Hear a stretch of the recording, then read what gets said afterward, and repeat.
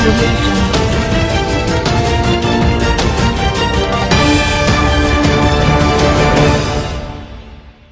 السلام علیکم، آپ دیکھ رہے ہیں کے نیوز ایچ ڈی۔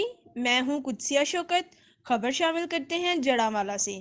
وزیر اعلیٰ پنجاب کی ہدایات پر ڈپٹی کمشنر آفیسر فیصل آباد محمد علی کی کھلی کچہری، جس میں عوام نے شکایات کے انبار لگا دیے۔ مزید تفصیلات سے آگاہ کر رہے ہیں جڑامالہ سے ہمارے نمائندے محمد رضوان عاجز۔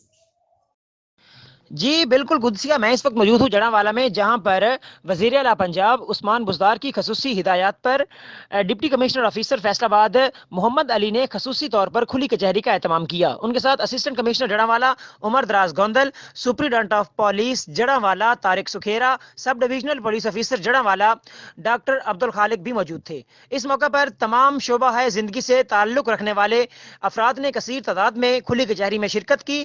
اس موقع پر جو تحصیل ہیڈ کوارٹر ہسپتال جڑامالہ ہے، اس کے خلاف سب سے زیادہ شکایات آئیں۔ عوام نے ڈپٹی کمشنر آفیسر محمد علی کے سامنے شکایات کا انبار لگا دیا، جبکہ بہت زیادہ شکایات آنے پر رجسٹری محرر محمد وقاص کو بھی معطل کر دیا گیا ہے۔ ڈپٹی کمشنر آفیسر فیصل آباد کی طرف سے تمام سائلین کو ان کے مسائل کے حل کے لیے یقین دہانی کروائی گئی۔ جی